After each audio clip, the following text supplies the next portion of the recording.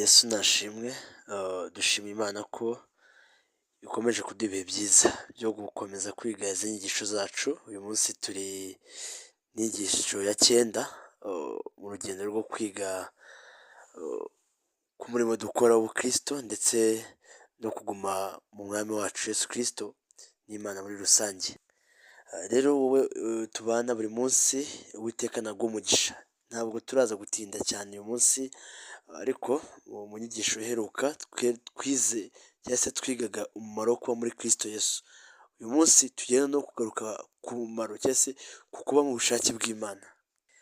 Ese ni gute dukwiye kuba mu bushake bw'Imana? Muraza kunyihanganira mu birugero ibyawo ntabwo ijwi riraza gusohoka neza nk'uko bisanzwe kubera amagiripe, ariko uko Uwiteka aradushoboza turaza kubikora. Ariko uyu munsi tugiye kwigana kuba mu bushake bw'Imana. Kuba mu bushake bw'Imana tuvuze kure bise bitandukanye gute no kuba muri Kristo Yesu, nk'uko ariyo nyigisho duherutse, ariyo nyigisho ya 8. Mu nyigisho ya 9 dufite uyu munsi turareba kuba mu bushake bw'Imana bitumarira iki, bisobanura iki, ese ni gute umuntu aba mu bushake bw'Imana nk'uko ijambo ribivuga mu Befeso ngo turaba yaremye turemeye imirimo myiza ngo tuyigenderemo. Rero ni gute waba mu bushake bw'Imana? Reka dusenge mu izina rya Yesu. Turagushimiye Imana yacu, tugushimiye ko uri Imana ikomeye, uri Imana y'urukundo, uri Imana itwitayeho. Uko twagorwa byose kose turi mu isi, tuba twizeye ko Imana idutabara. Iyo tubona hari ibimeze nk'imisozi, twibuka ko Data mwiza ugihindura ibibaya, kandi Uwiteka iyo tubona hari ibisa nk'intambara, twibuka ko udutsindishiriza. Rero nta bwoba, ntabwo dufite gutinya, kubera ko turi muri wowe turashinganye, turi muri wowe ntabwo tunyeganyega. Rero buri mwene Data uhari hano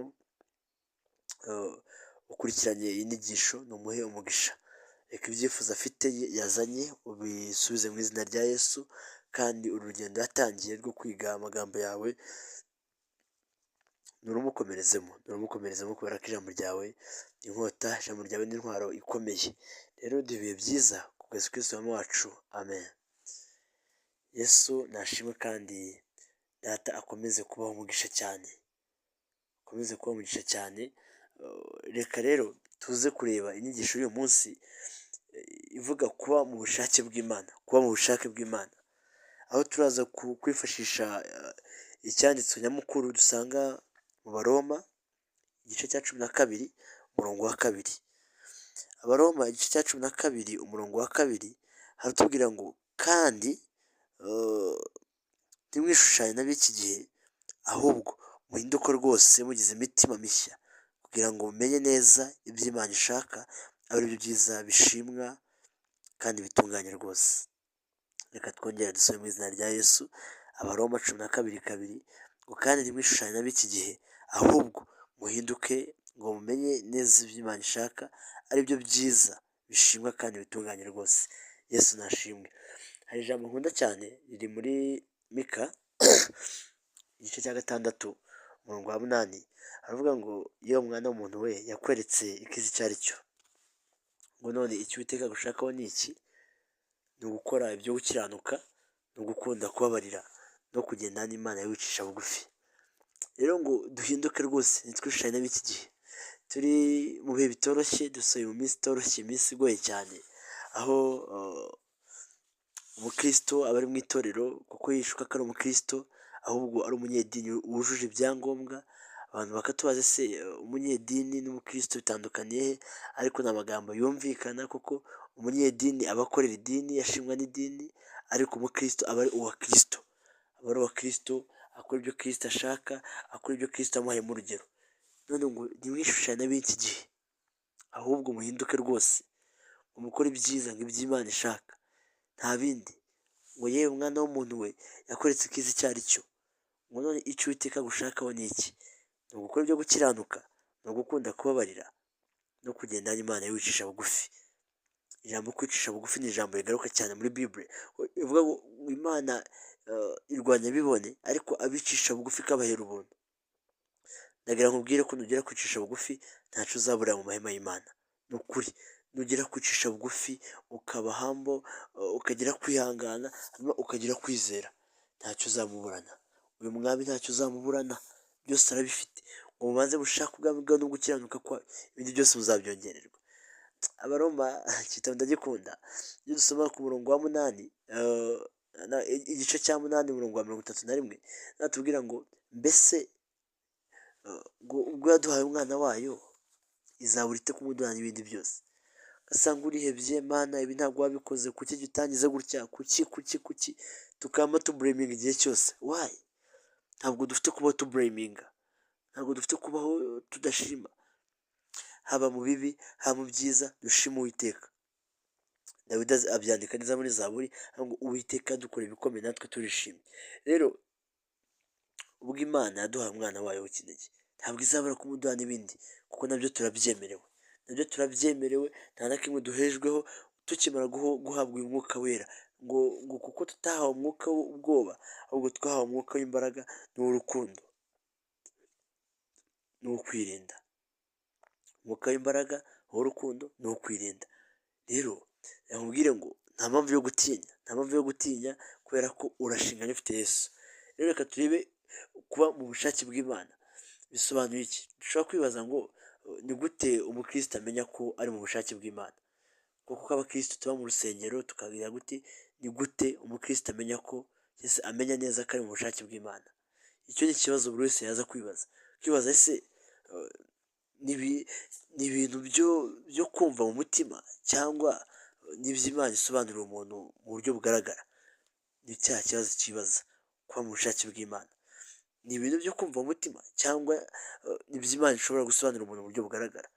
Rero reka dusobanure neza intego y'inyigisho. Inyigisho yitwa kuba mu bushake bw'Imana, intego yayo ya mbere ifite ni ukwereka abakristo kurebera hamwe no kuba mu bushake bw'Imana atari amagambo. Kwereka abakristo ko kuba mu bushake bw'Imana atari amagambo gusa, ahubwo ari inzira yo kubaho buri munsi mu kumvira Imana. Kuba mu bushake bw'Imana ntabwo ari amagambo ati ngende umukristo ngira gute, ahubwo ni inzira yo kubaho buri munsi mu kumvira Imana. Yesu nashimwe cyane. Hanyuma abantu benshi basenga Imana, ariko bake cyane nibo baba mu bushake bwayo. Uko nyine turasenga tugakora ibyiza, tugakora uko nyine tukumva ko turi abakristo twakoze imirimo y'idini cyane y'itorero, ariko abantu benshi barasenga kandi bagasenga Imana, ariko bake muri bo nibo baba mu bushake bw'Imana. Reka turebe urugero muri Bible rw'abantu bagiye baba mu bushake bw'Imana. Urugero nka Yosefu muri Bibiliya yahuye n'ibigeragezo byinshi, ariko yagumye mu bushake bw'Imana. Baramwanze, baramugurisha, ibyabaye byose byamujyanye aho Imana yashakaga, mu butware mu Misiri, muri Egiputa. Nabwiye abantu ngo ibintu byose bibi bikubaho ntukabyinubire. Hari inkubi y'umuyaga ujya ukagusunikira ku mugisha wawe, umuyaga ugahuha ukagira ngo ugiye kugutera, ugiye kugutamo, nyamara ibyo bibazo bije, ako kagambane kaje, urwo rwango ruje, ni urugusunikira ku mugisha wawe, ni urugusunikira mu bushake bw'Imana. Rero Yosefu ni urugero rwiza rwo kwihangana. Yosefu ni urugero rwiza rw'umuntu wagumye mu bushake bw'Imana, kuko yahuye n'ibigeragezo byinshi cyane, ariko yagumye mu bushake bw'Imana. Ibyabaye byose byamujyanye aho Imana yashakaga. Hari ukuba mu bushake bw'Imana, kugendera mu mirimo myiza Imana yiteguriye. Yega ngo iyo ituretse bikatubaho ntabwo ari uko itwanga, ahubwo ni ukugira ngo itugeze kuri cya kindi yadufatiye. Yesu nashimwe. Hari ibintu Imana yadufatiye, iravuga ngo bana banjye ibi ni ibyanyu, uko byagenda kose muzabigeraho. Rero bisaba kwihangana. Yobu yabyanditse neza ngo ndabizi ngo ko ari kumwe angerageza, ngo ariko nimara kungerageza ngo izankuraho umeze nk'izahabu. Nawe mwene data, hari ibikuremereye ukumva nta nubwo uri mu bushake bw'Imana, ariko uri mu bushake bw'Imana. Igira uko ibyo data ashaka, igira uko ibyo gukiranuka, igihe ukunda kubabarira, ndetse ugakunda no kugendana n'Imana yawe uri hambo, woroheje, wicishije bugufi. Icyo gihe uzaba uri mu bushake bw'Imana, kuko uzaba uri kugenda ukora ibyo data ashaka, kuko kuko Yesu yaravuze ngo si buri wese uvuga ngo mwami mwami uzaza mu bwami bw'ijuru, ati kereka ukora ibyo data ashaka, kandi ibyo Imana ishaka nabibabwiye. Ubu ngarutse mu gitabo cya Mika igice cya 6 umurongo wa 8 urabibona neza ngo ni ugukora ibyo gukiranuka, gukunda kubabarira no kugendana n'Imana yawe wicisha bugufi.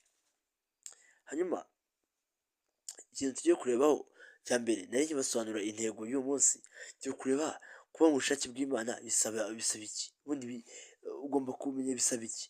Dusanga kuba mu bushake bw'Imana bisaba guhinduka. Turaza kwifashisha amagambo amwe ariko twongeye tugasoma ku ntego y'uyu munsi. Abaroma 12:2 haravuga ngo kandi ntimwishushanye n'ab'iki gihe, ahubwo muhinduke rwose mugize imitima mishya, kugira ngo mumenye neza iby'Imana ishaka, aribyo byiza bishimwa kandi bitunganye rwose. Kuba mu bushake bw'Imana bisaba guhinduka. Iki ni ikintu cya mbere ugomba kumenya, ni ko kuba mu bushake bw'Imana bisaba guhinduka. Rero kuba mu bushake bw'Imana bisaba ihinduka ry'umutima, si ukubaho nk'uko isi ibaho. Kuba mu bushake bw'Imana bisaba ihinduka ry'umutima, si ukubaho nk'uko isi ibaho. Bisaba ihinduka ry'umutima. Icyo ni icya mbere. Icya kabiri, kuba mu bushake bw'Imana, Imana ihindura abantu binyuze mu ijambo ryayo. Reka dusome muri Yohana igice cya 17 umurongo wa 17. Yohana igice cya 17 umurongo wa 17, kugira ngo turebe iki kintu. Imana ihindura abantu binyuze mu ijambo ryayo. Yohana 17:17, twifashishe Bible dusome, turebe amagambo ahanditse ukatubwira. Yohana 17:17, muraza kwihangana rebe. Twahageze, reka dusome mu izina rya Yesu. Aratubwira ngo ubereshe ukuri, ijambo ryawe ni ryo kuri. Rero Imana ihindura abantu bayo ibinyujije mu ijambo ryayo, ngo wohereze mu kuri, ijambo ryawe ni ryo kuri. Ngo ubereshe ukuri, ubereshe ukuri. Icya mbere twabonye ko kuba mu bushake bw'Imana bisaba ihinduka ry'umutima, si ukubaho nk'uko isi ibaho. Icya kabiri, Imana ihindura abantu binyuze mu ijambo ryayo, kuko tubonye mu butumwa bwiza bwanditswe na Yohana igice cya 17 umurongo wa 17, ngo ubereshe ukuri, ijambo ryawe ni ryo kuri. Icya gatatu, iyo umuntu atarahinduka abaho mu bitekerezo bye, abaho mu bushake bwe, ntashobora kumenya icyo Imana ishaka. Iyo umuntu akinangiye mu mutima ntashobora kumva ijwi ry'Imana. Iyo umuntu akinangiye mu mutima ntashobora gukora icyo Imana ishaka. We akora ibiri mu bitekerezo bye, ibiri mu myumvire ye, ibiri muri desires zewe, nibyo akora. Icya kane, guhinduka ni ugusimbura imitekerereze yacu n'iy'Imana. Iyo dusomye mu gitabo cy'umuhanuzi Yesaya harabitubwira, igice cya 55. Igitabo cy'umuhanuzi Yesaya igice cya 55 umurongo wa 8 n'uwa 9, ko guhinduka ni ugusimburana imitekerereze yacu n'iy'Imana. Guhinduka ni ugusimburanya imitekerereze yacu n'iy'Imana. Reka dusomere ijambo kugira ngo uze kubyumva neza. Yesaya igice cya 55 umurongo wa 9 ndetse n'uwa 8. Dusome mu izina rya Yesu. Haratubwira ngo nk'uko ijuru risumba isi, niko inzira zanjye zisumba izanyu, nibyo nibwira bisumba ibyo mwibwira. Aho ngaho ni umurongo wa 9. Ariko reka duhere ku wa 8, ngo erega nzi ibyo nibwira nzi aterega ibyo nibwira si byo mwibwira, kandi inzira zanyu si zimwe n'izanjye, ni ku Uwiteka avuga. Kuko ijuru risumba isi, niko inzira zanjye zisumba izanyu, nibyo nibwira bisumba ibyo mwibwira. Rero kuba mu bushake bw'Imana bisaba ko guhinduka, cyangwa se kwemera guhinduka, ni uko usimburanya imitekerereze yawe cyangwa se n'iy'Imana, ugasigara utekereza nk'uri mu bwami bw'ijuru, ugasigara utekereza nk'umuntu ufite sebuja. Urugero, umuntu ashaka gukora icyo yumva ntabwo amenya ubushake bw'Imana. Ariko umuntu usenga akavuga ati data ntibibe ibyo nshaka ahubwo bibe ibyo ushaka, nk'uko Luka 22:42 abivuga. Aba ari mu nzira nziza yo kumenya ubushake bw'Imana. ni ikintu cyoroshye. Umuntu ushaka gukora icyo yumva, akumva ashaka gukora icyo kimunyuze, yumva giturutse mu by'isi, mu irari ry'iby'isi cyangwa se mu irari ry'imibiri yacu, ntabwo ari bari mu bushake bw'Imana. Ariko umuntu usenga akavuga ngo data ntibibe nk'uko nshaka, ahubwo bibe nk'uko ubishaka, uwo muntu aba ari mu nzira nziza yo kumenya ubushake bw'Imana.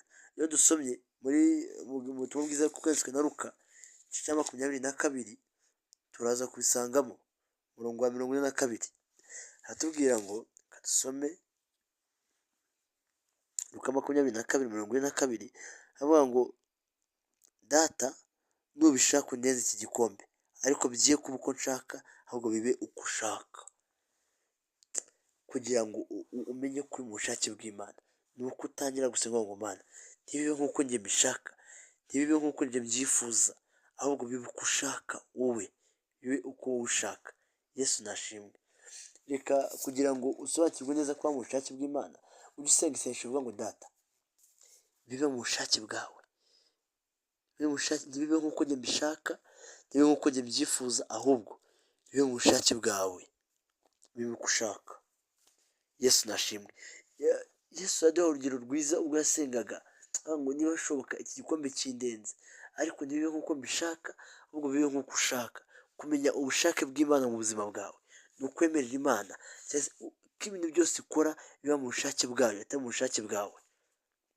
Icyo gihe Imana izakugirira neza, kuko ibyo yibwira izatugirira si ibibi ni byiza, ngo kugira ngo tureme umutima w'ibizaba, kandi ngo ibyo yibwira si kimwe n'ibyo twibwira, inzira zacu si kimwe n'iziwe. Ni Imana, yitwa Imana. Wigeze mbaza ngo ese Imana yitwa gute? Imana yitwa Imana, yitwa Uwiteka Nyiringabo. Ifite amazina menshi bitewe n'aho mwahuriye, ariko Imana yacu ni Imana.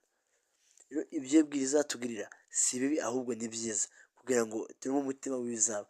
Niyo mpamvu dukwiye kuvuga ngo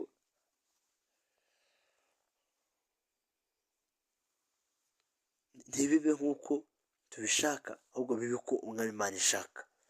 Yesu nashimwe.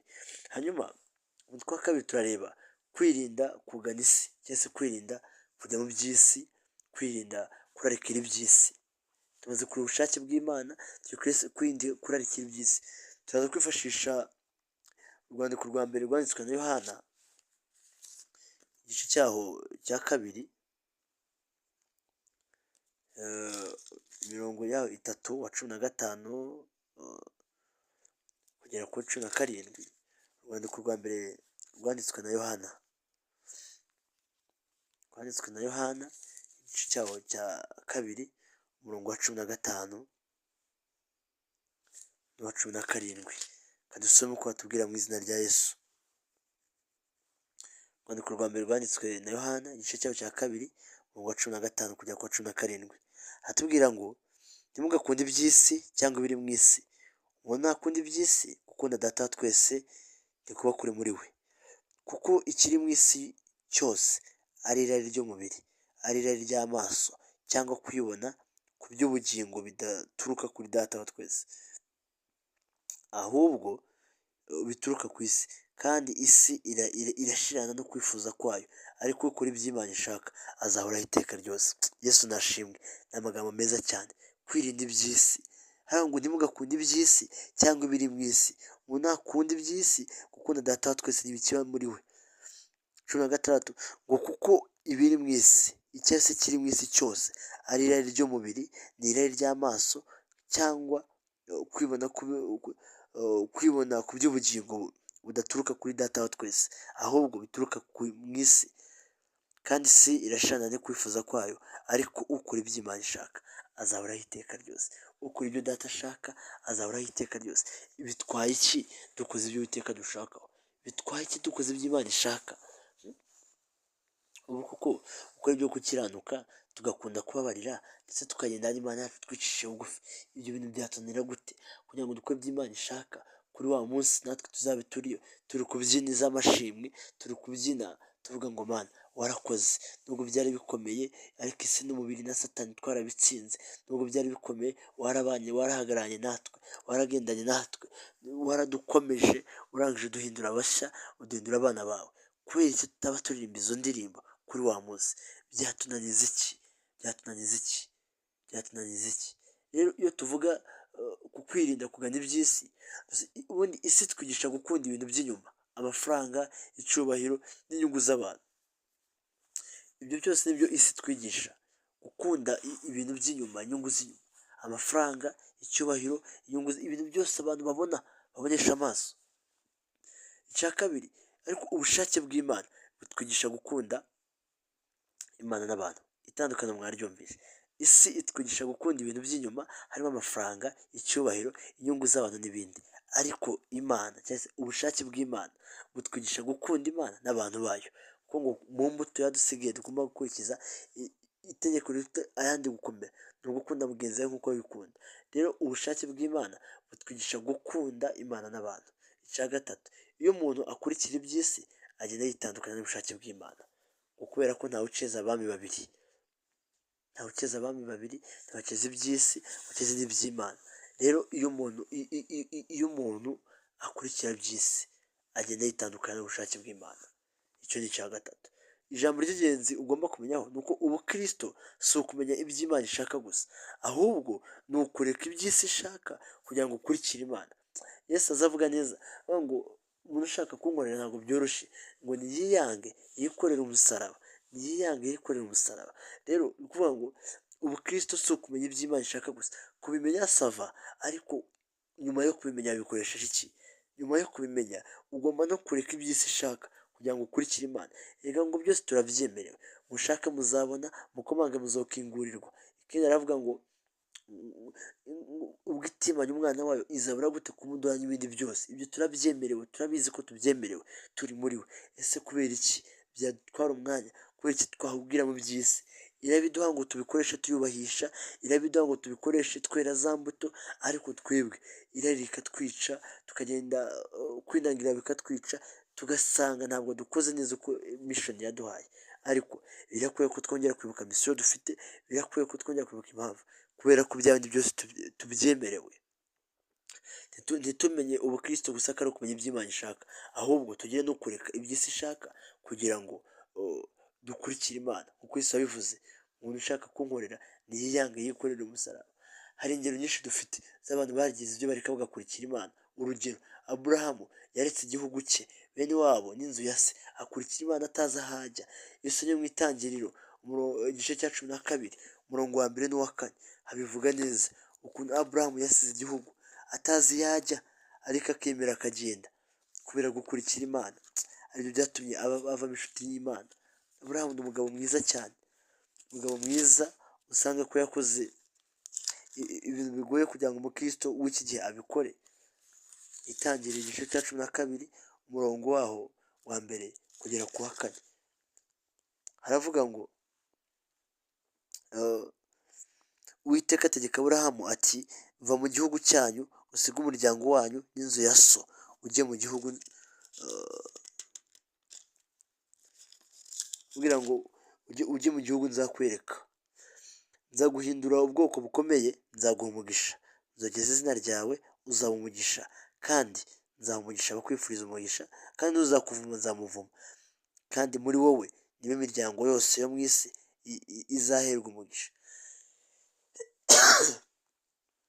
Aburahamu aragenda nk'uko Uwiteka yamutegetse, Loti ajyana nawe. Ubwo yavaga i Harani, Aburahamu yari amaze imyaka 75 avutse. Rero uru ni urugero rwiza rwerekana ko hari ibyo dusabwa gusiga.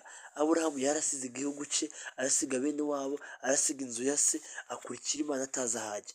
Rero ibi ni byo bituma tuba mu bushake bw'Imana, kumvira nubwo tutazi aho bituganisha, kugira kwizera. Iyo dusomye mu Baheburayo igice cya 13 ngo kwizera ni ukumenya rwose ibyiringirwa, tudashidikanya ko bitazaba, ngo kandi ngo niko kuduhamiriza ko ibyo tutareba ari iby'ukuri, kugira kwizera.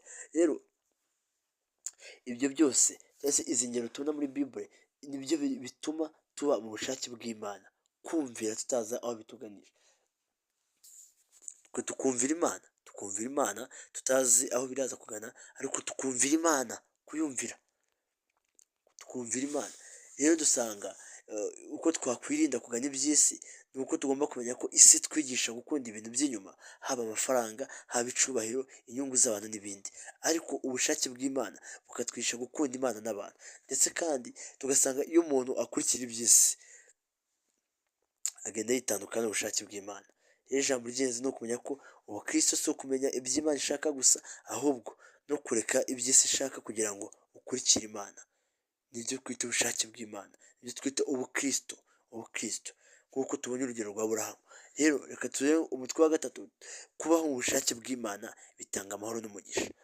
Kubaho mu bushake bw'Imana bitanga amahoro n'umugisha. Yesu nashimwe. Kuba mu bushake bw'Imana bitanga amahoro n'imigisha. Binahura na titire y'inyigisho yacu y'uyu munsi. Turaza gusoma Amafilipi igice cyaho cya 4 umurongo wa 7. Amafilipi igice cya 4 umurongo wa 7, turebe ukuntu kubaho mu bushake bw'Imana bitanga amahoro n'umugisha. Bitanga amahoro n'umugisha rwose. Hanyuma nitumara gusoza uyu mutwe, turaza no kuba turi gusoza ku nyigisho yacu uyu munsi, turi kugana ku musozo wayo. Ariko ngo kuba mu bushake bw'Imana bitanga amahoro n'imigisha. Ejo twabonye ko kuba muri Kristo Yesu bitanga imbaraga. Tuzagira imbaraga nituba muri Kristo Yesu. Nituba muri we, ngo nawe azatura muri twebwe. Ngo azaza yituriye muri twe, tubane igihe cyose. Tubane igihe cyose pe. Rero nanone kandi kuba mu bushake bw'Imana bitanga amahoro n'umugisha. Bitanga amahoro n'umugisha. Reka dusome mu Bafilipi. Bafilipi igice cya 3 umurongo wa 7. Bafilipi igice cya 4 umurongo wa 7 haratubwira ngo nuko amahoro y'Imana ahebuje rwose ayo umuntu yamenya azanye imitima yanyu n'ibyo mwibwira muri Kristo Yesu. Ariko reka duhere ku murongo wa 6 avuga ngo ntimukagire icyo mwiganyira, nubwo byo mushaka byose bimenywe n'Imana, mubisabe mubyingingira mushima. Nuko amahoro y'Imana ahebuje rwose ayo umuntu yamenya azarinda imitima yanyu n'ibyo mwibwira muri Kristo Yesu. Rero iyo umuntu abaye mu bushake bw'Imana, Imana imuha amahoro arenga ubwenge bw'abantu. Twumve kano kantu. Iyo umuntu abaye mu bushake bw'Imana, Imana imuha amahoro arenga ubwenge bw'abantu. Icya kabiri, abantu bashobora kukuvuga, bakakuvuga nabi, ariko umutima wawe ugira ituze, kuko uri mu bushake bw'Imana, kuko uri kuba mu bushake bw'Imana. Yesu nashimwe. Kuko uri kuba mu bushake bw'Imana. Ngo abantu nibakwanga uzabwire ngo hari uwankunze, ndetse mukunguna agatanga umwana we w'ikinege kugira ngo anyitangire. Rero abantu ntibashobora kukuvuga nabi, bakagira gute, ariko umutima wawe uzagira ituze kuko uba mu bushake bw'Imana. Icya gatatu, ubushake bw'Imana butuma ubaho mu mugisha uhoraho. Ubushake bw'Imana butuma ubaho mu mugisha uhoraho, kuko Imana ihora ishyigikira abayumvira. Imana ihora ishyigikira abayumvira. Urugero, no mu mwijima Daniyeli yabaye mu bushake bw'Imana. Yagiye mu rwobo rw'intare, ariko Imana iramurinda. Imana iramurinda, aba mu bushake bwayo. Nawe aragenda yamasenga. Daniyeli ni urugero rwiza rw'umuntu yasenga. Daniyeli yarasenga. Daniyeli yarasenga Imana 3 ku munsi. Rero dusoza ku nyigisho yacu y'uyu munsi, dusanga dukwiye kumenya ku nyigisho y'uyu munsi ko mu bushake bw'Imana bitanga, cyangwa se bitanga amahoro n'umugisha. Tugomba kumenya ko kuba mu bushake bw'Imana bisaba guhinduka. Icyo ni icya mbere. Icya kabiri, bisaba kureka kugana iby'isi. Icya gatatu, bituzanira amahoro n'umugisha. Umwanzuro rero, ubushake bw'Imana si ikintu cyo kuvuga gusa, ni ubuzima bwo kubaho buri munsi mu kumvira Imana n'Umwuka Wera. Ubushake bw'Imana si ikintu cyo kuvuga gusa, ahubwo ni ubuzima bwo kubaho buri munsi mu kumvira Imana n'Umwuka Wera. Reka dusenge dusoza kugira ngo iyi nyigisho Imana idushigikiremo, ndetse idufashirizemo, iduheremo imbaraga kugira ngo twongere kwiga kugendera mu bushake bw'Imana. Data wa twese uri mu ijuru, turagusabye utwigishe kuba mu bushake bwawe. Twari uko twabyibesha, hari ubwo twagira ngo turi right, ariko turagusabye utwigishe kuba mu bushake bwawe. Dukuramo imyumvire y'isi, Data mwiza, dukuremo irari ry'iby'isi, dukuremo ibyanyu byose turarikira, ahubwo utwuzuze umwuka wawe wera, utwuzuze umwuka wawe wera, kugira ngo buri munsi tujye dukora ibyo ushaka. Dufashe kugendera mu nzira zawe kandi ubane natwe mu byo dukora byose. Ntacyo twakwishoboza ndetse ntacyo twakora tutari kumwe, ariko mu bushake bwawe birakunda. Iyo ubishatse birakunda Kristo. Rero dushoboze, dufashe kugendera mu nzira zawe kandi ubane natwe mu byo dukora byose. Mu izina rya Yesu Kristo umwami wacu, amen, amen. Imana ibahe umugisha ndetse mukomeze mudukurikire, tugire gusharinga abantu kugira ngo n'abandi bamenye ubutumwa bwiza, hanyuma utange komantere, like ndetse na subscribe. Byose ni ugufatanyiriza hamwe kugira ngo umurimo w'Imana waguke. Uwiteka abahire kandi akomeze kurinda imitima yanyu.